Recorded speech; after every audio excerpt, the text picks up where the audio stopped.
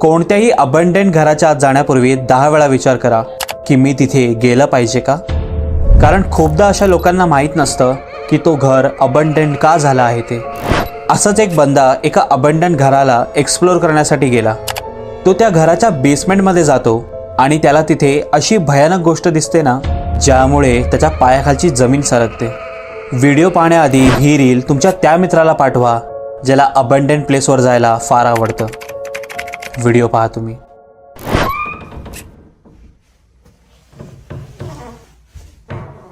Est-ce qu'il y a quelqu'un encore qui habite ici?